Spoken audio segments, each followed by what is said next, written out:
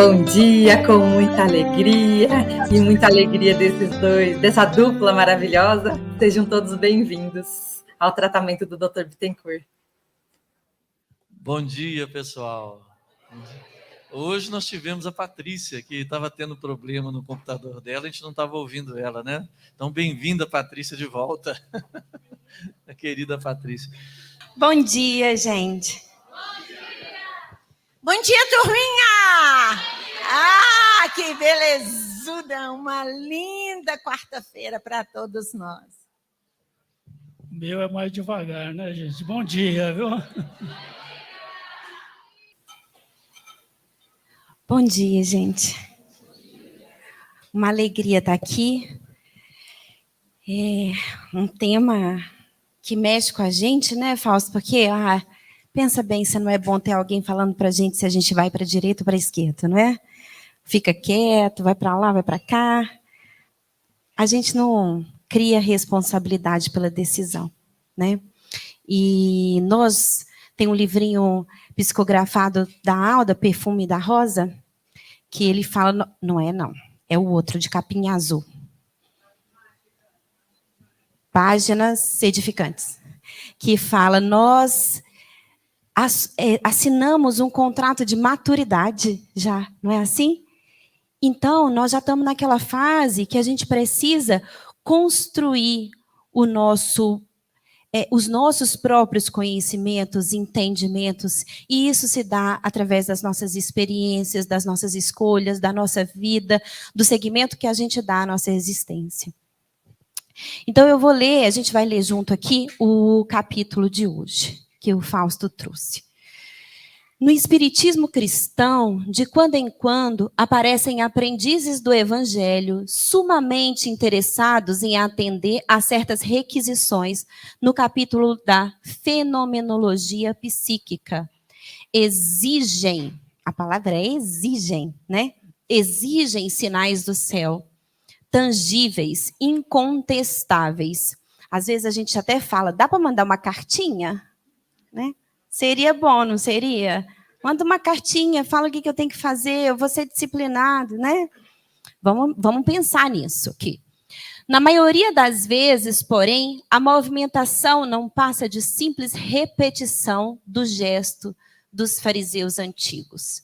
Médios e companheiros outros, em grande número, não se precatam de que os pedidos das demonstrações celestes são formulados, quase que invariavelmente, em obediência a propósitos inferiores. Nós podemos pensar aqui em atender às nossas curiosidades, muitas vezes aquela coisa que a gente fala assim, eu sei o que eu tenho que fazer, mas dá para dar um jeitinho de fazer diferente? Né? Aí a gente liga exatamente para a pessoa que a gente sabe que pensa daquele jeitinho que a gente quer ouvir, fala, o que você acha, fulana? Não é verdade? Aí a gente recebe um conselho que a gente já queria ouvir e fala, pronto, não está só comigo. Eu conversei, discuti com uma colega, uma amiga, ela é espírita, inclusive. E aí a gente sabe direitinho para quem que a gente vai recorrer, porque no fundo a gente sabe a escolha melhor, que mais atende às nossas necessidades e que são muitas vezes difíceis de serem tomadas porque falam a favor de um dever que a gente ainda não aprendeu a servir com amor. A gente ainda quer muito atender aos nossos próprios interesses, aos nossos próprios favores individuais.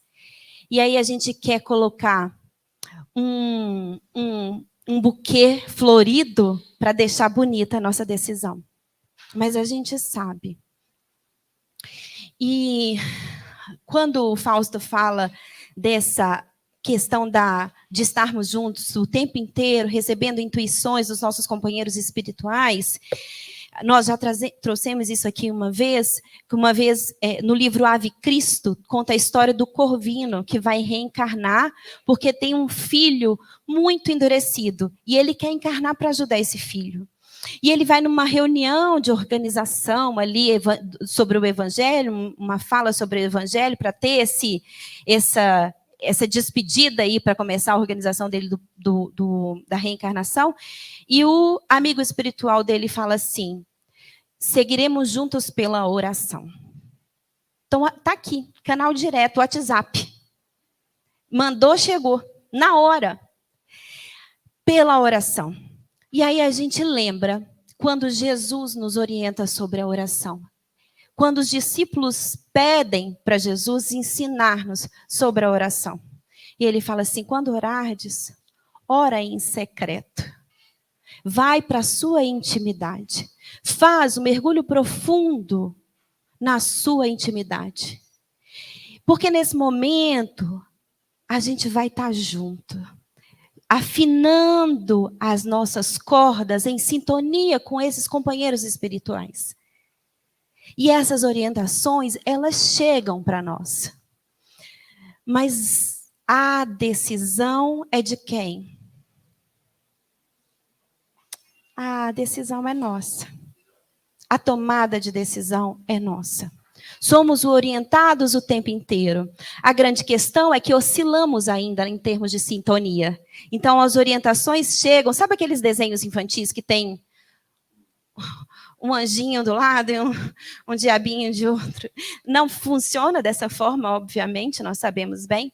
Mas, didaticamente, para que a gente possa entender que o tempo inteiro, porque nós ainda somos imaturos em termos de vigilância, nós vamos oscilando aí entre uma sintonia que nos aproxima dos amigos espirituais e uma sintonia que nos aproxima daquilo que ainda fala lá nos nossos recônditos, lá na nossa intimidade dos interesses pessoais.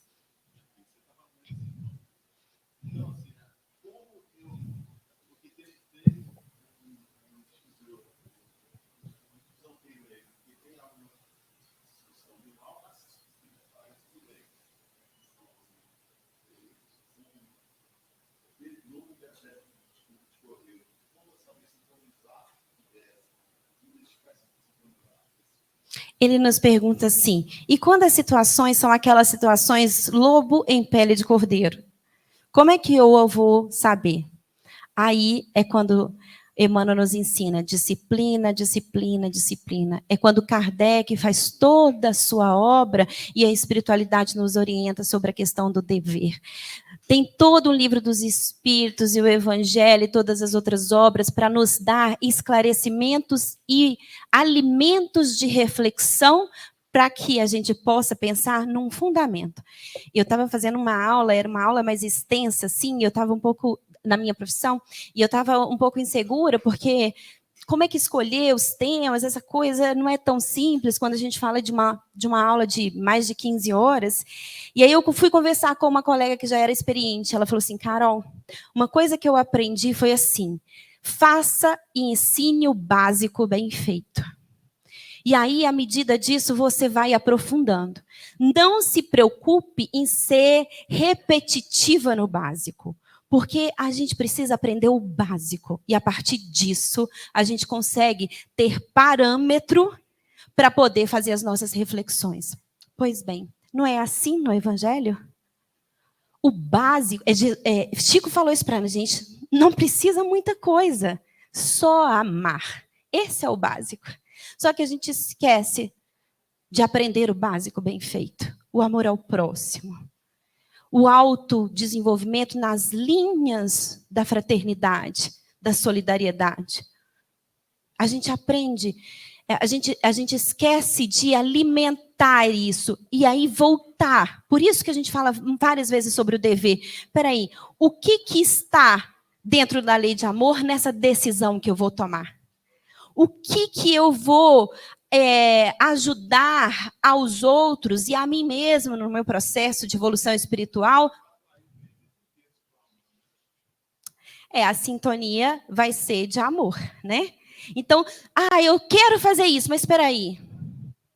Isso vai prejudicar alguém? Não é assim que Santo Agostinho nos diz? Isso vai prejudicar alguém? Isso vai realmente fazer bem para o meu objetivo maior de evolução espiritual? Eu vou contribuir com mais pessoas do que apenas a mim mesmo? É um olhar só para mim, mas isso prejudica outras pessoas? Então, quando eu vou amadurecendo racionalmente, porque eu ainda não sou automática na lei de amor, eu vou aprendendo, eu vou ali refletindo, eu vou buscando esse básico, bem entre aspas. Porque o nosso básico no sentido do que é o pilar. Aonde que eu me sustento? É na lei de amor. Então, todas as minhas questões, as minhas dúvidas, se eu perpasso, eu vou lá em busca, peraí, isso faz sentido dentro da lei de amor?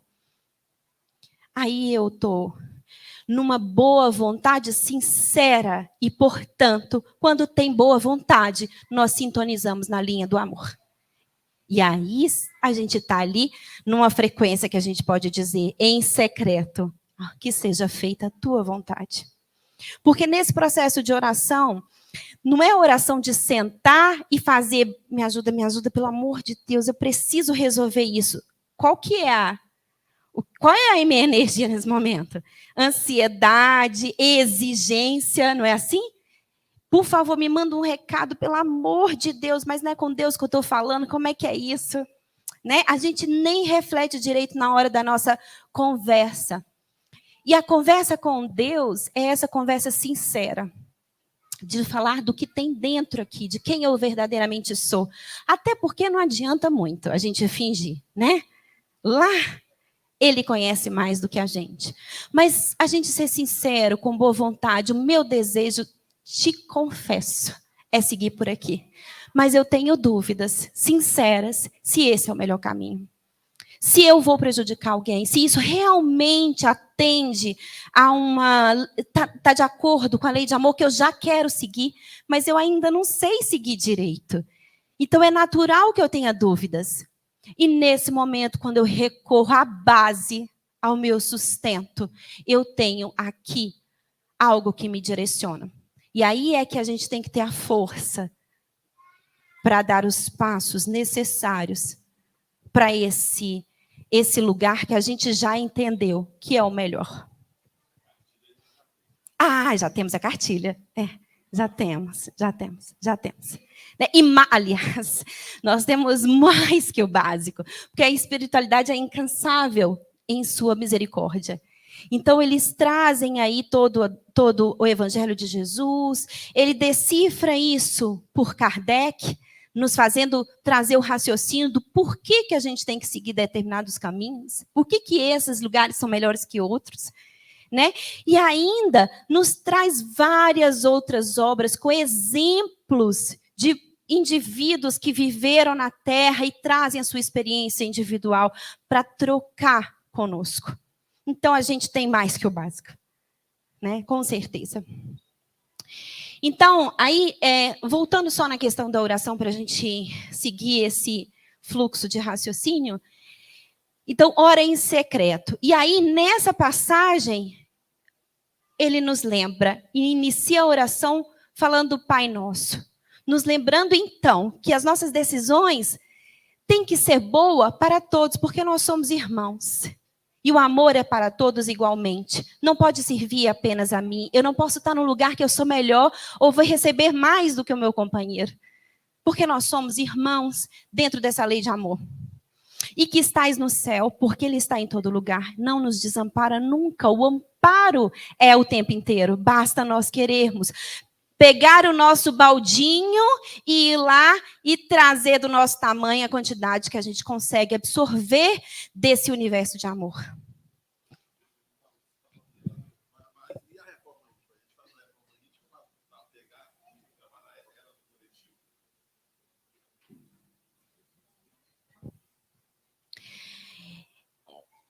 Ele fala assim para nós, e a reforma íntima, a gente faz ela para a gente usá-la no coletivo? A gente faz a reforma íntima para a gente aprender a ser amor. E como consequência, esse amor transborda no coletivo, porque é esse o objetivo. Então, muitas vezes a gente tem uma preocupação excessiva de pegar ali os conhecimentos que a gente vai recebendo e falar, fulano de tal, olha aqui que legal. Ô ciclano, olha que bacana. E a gente se pergunta, já consegui alimentar isso na minha alma? Eu já consigo fazer isso que eu estou dando de recadinho para os meus companheiros? Porque é a partir disso que eu consigo realmente transportar esses ensinamentos por meio dos meus exemplos. Jesus traz para a gente, num texto lindíssimo que Humberto de Campos nos traz, ensinando com os discípulos ali como que eles vão passar o evangelho para frente, como é que vai passar esse evangelho para o coletivo. E de tantas perguntas que vão sendo respondidas ali, de questionamentos de alguém que está ali pegando uma responsabilidade gigante. Meu Deus, eu estou com a responsabilidade de passar o evangelho. Não é assim? Como é que vai ser isso? O que eu vou usar? Como é que vai ser? O que eu tenho que dizer? E Jesus nos diz, se necessário, use palavras. Porque o evangelho é aquilo que você faz com o coração, com a alma, no dia a dia, através das suas ações. Então, a questão é se a gente cuida do nosso bocadinho.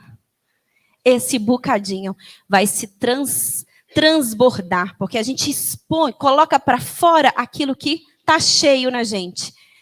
Então, se está cheio de amor, eu só consigo transbordar isso.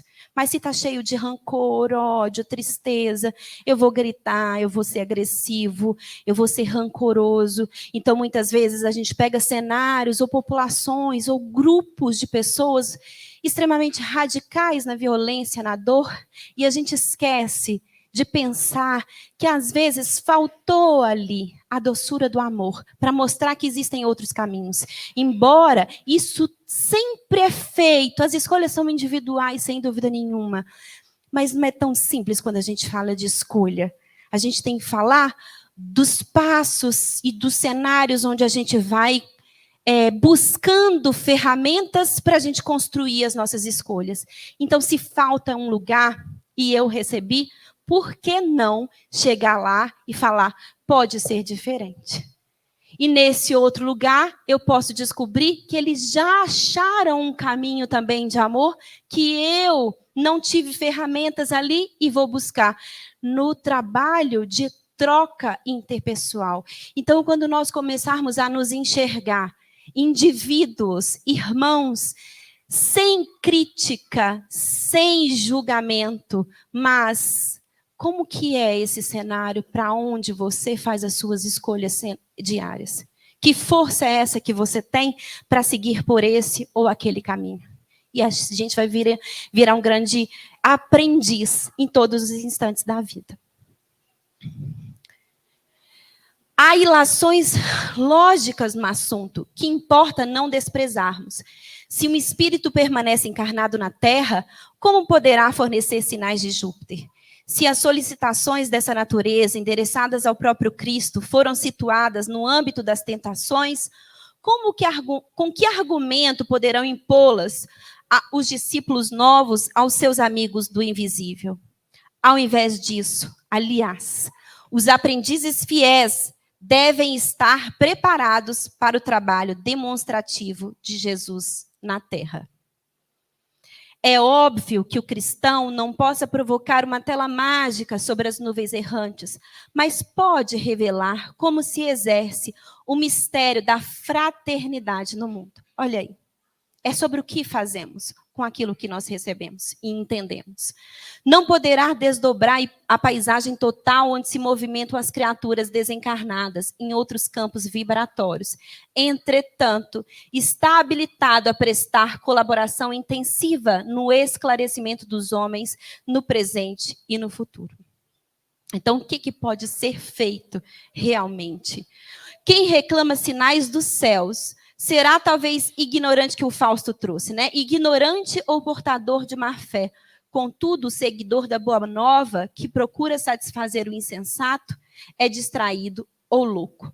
Se te requisitam demonstrações exóticas, replica resoluto, que não foste designado para a produção de maravilhas, e esclarece a teu irmão, que permaneces determinado a aprender com o mestre a ciência da vida abundante, a fim de ofereceres à terra o teu sinal de amor e luz, inquebrantável na fé para não sucumbir às tentações. Então, o que a gente percebe aqui pela mensagem é que, vamos lembrar aí um pouquinho antes, no início aí, quando Kardec começou a ficar curioso com as mesas girantes, né? Ali era uma manifestação, um sinal celestial, né? Mas havia algo para além daquilo ali. O que será que tinha por trás?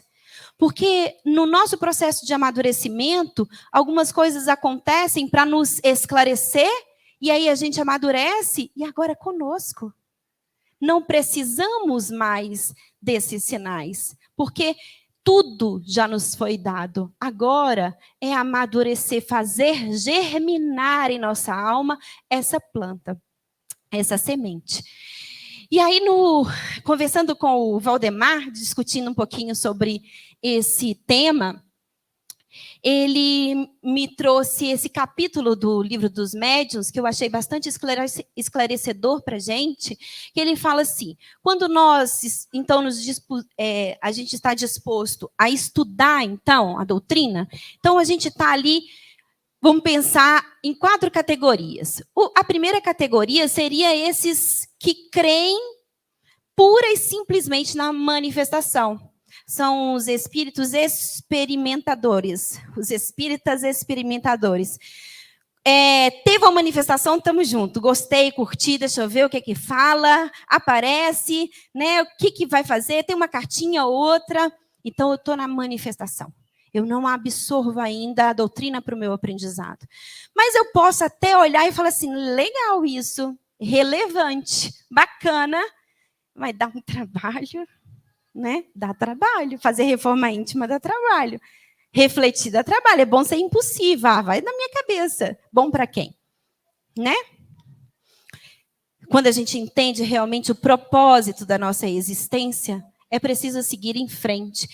Pensando, então, em como que a gente pode usar esses conhecimentos vastos que a gente recebeu como sinais celestiais, né? Em mesas mediúnicas, organizadas aí de uma forma muito bem feita, científica por Kardec, os textos para nos esclarecer. Aí sim tem um sentido mediúnico. Os sinais celestiais chegam como uma orientação além para falar assim, olha, abre os seus horizontes. Podemos aprender um pouco mais com esses espíritos, não por curiosidade, ou para atender aos nossos caprichos, mas para que a gente possa evoluir com o que eles podem nos trazer. E ainda tem os que são exaltados, não é isso? Que eu estou tão encantada com esse trem de espiritismo, que eu não posso ver um médium que eu estou lá junto, agarrada e pedindo uma opinião, sem fazer uma reflexão sincera sobre aquilo que eu leio, eu escuto, eu vejo. Porque eu, como médium, eu também sintonizo com todo tipo de espírito. Nós, como espíritos encarnados, sintonizamos com vários tipos de espíritos encarnados. Não é assim? O que vai me colocar para um lado, por outro, é eu ir lá na base e falar assim, peraí, o que nesse lugar a gente tem um lugar comum de conhecimento e entendimento para que a gente possa trocar uma experiência amadurecedora aqui. Porque nós somos espíritos, concorda todos nós? Encarnadinhos. E muitas vezes a gente dá mais valor aos desencarnados, sei lá por quê. Né? A gente acha que os desencarnados, virou anjo, né? Desencarnou, continua tudo igualzinho. E aí fica mais difícil ainda, porque a gente tem que sintonizar, né? Aí as fibras são mais íntimas, são as do coração, são as da alma. Então, o convite é para que nós possamos refletir.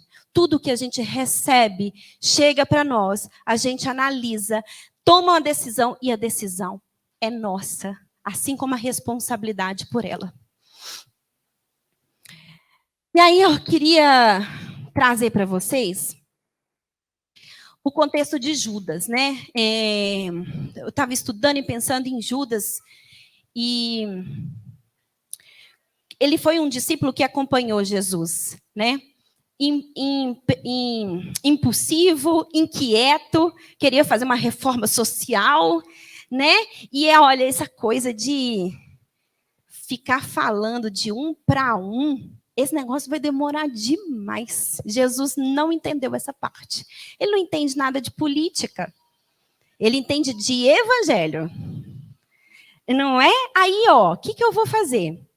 Essa ideia de Jesus é sensacional.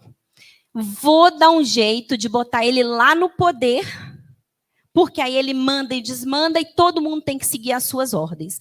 Ó, as ordens a ordem vai ser ama. Não faz o menor sentido, mas para Judas fez. E, mais uma vez, hoje, trocando uma ideia rapidinho ali, antes de vir para cá com o Valdemar, ele me lembrou de um momento, uma passagem muito rapidinha que acontece, momentos antes de Judas tomar a decisão dele. E, aliás, eu vou antes um pouco, né? De todas as orientações que Judas foi recebendo, e Judas trocava ideia com os colegas. Olha, você não acha que Jesus está meio devagar? O que você acha da gente seguir por outro caminho? E ele não tinha abertura em lugar nenhum, né? A não ser no Sinédrio. E o Sinédrio alimenta a sua vaidade, né? Você foi corajoso fazendo isso. Nenhum dos seus colegas conseguiram. Olha, a gente tendo que refletir, o que eu estou alimentando na hora que eu vou tomar essa decisão? Mas momentos antes dele entregar Jesus no Sinédrio, entregar, na verdade, não seria a palavra, né? Eles fizeram uma reunião com algumas perguntas, perguntando para Judas, ele odeia os romanos? Judas, sim. Ele quer pegar o poder? Sim. Responde só sim, Judas, que nós vamos te ajudar a botar Jesus lá em cima. A gente prende ele rapidinho e depois, só para o povo ficar calmo que ele já está preso, depois a gente põe ele no poder. A vontade de Judas não era trair, mas ele traiu. Traiu a si mesmo, traiu os conceitos que ele recebeu, traiu a base que ele não se preocupou com ela. Porque ele era preocupado em formalizar a doutrina do Cristo. E Jesus explicava para ele que é na execução do amor e daquilo que ele postulava é que ele poderia divulgar a doutrina do Cristo. Então, momentos antes, Jesus pergunta para ele assim, fala com ele assim, o que tens que fazer, faz depressa. E o que Judas faz? Faz o que é da vontade dele, é do interesse dele, não o que é devido, o que é correto, o que é amor. Ele atende a um capricho pessoal. Ele escuta de Jesus, vai lá, se você quer fazer isso, faz. Mas o que Jesus fala para ele, faz o que tens que fazer, na linha do dever, nos ensinando que o olhar é para amadurecermos essa disciplina daquilo que é melhor, porque nós ainda estamos aprendendo e, portanto, precisamos desse recurso orientador maior. E ele toma a decisão dele. E no final, ele se arrepende, volta no Sinédrio, pega a moedinha dele e fala, toma aqui, eu não quero não. Eu entreguei e acho que não era por aí que eu queria. E o Sinédrio responde assim, isso é contigo. Porque a decisão foi do Judas. A decisão é nossa. Qualquer que seja a orientação, o tempo inteiro os amigos espirituais estão disponíveis para nos orientar, mas a decisão é nossa. Por que Jesus não interferiu, pegou no braço de Judas e falou assim, você não vai não, senta aqui, de castigo. Você não pode me entregar, olha o que você vai fazer. Num respeito profundo às nossas escolhas individuais. O caminho não seria diferente, a estrada de Jesus não seria diferente. Mas não precisava ser pelas mãos de Judas. Ele escolheu. Ele tomou a decisão. E aí, nesses minutinhos finais, eu vou contar uma historinha para vocês de um documentário de um polvo que eu estava assistindo. Polvo animal.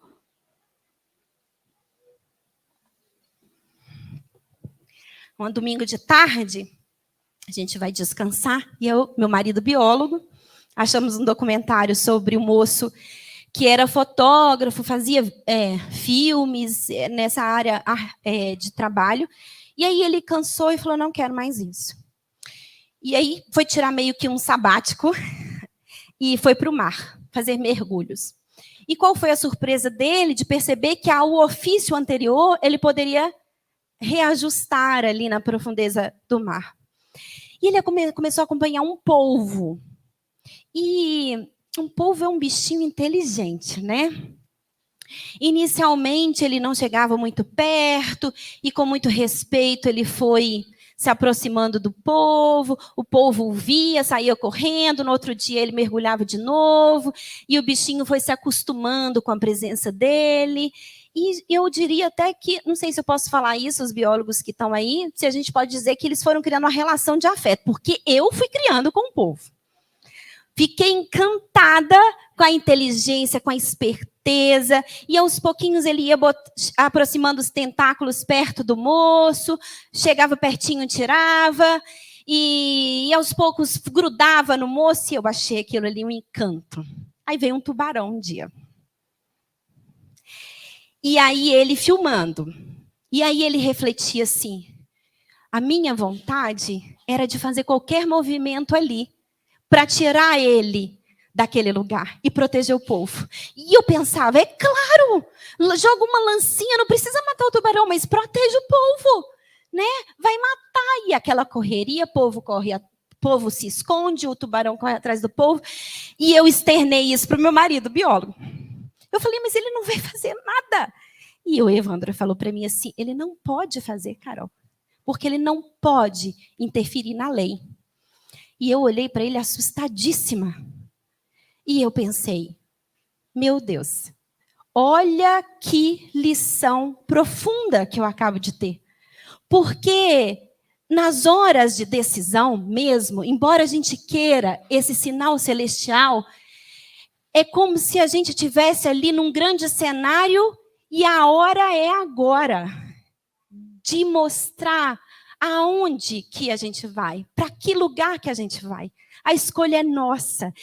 E a gente fala assim, mas tá um silêncio aqui, ninguém vai falar nada. Tá, é verdade, porque nesse momento tudo já nos foi dado. As experiências diárias foram dando ao povo a competência dele entrar numa brechinha, se esconder e conseguir se proteger do tubarão. Naquele momento ele se protegeu, perdeu um tentáculo. Mas ele conseguiu sobreviver. Porque na experiência do dia a dia, ele foi aprendendo a se encaixar num lugar, correr, fazer outra coisa, jogar tinta. Foi a experiência do dia a dia.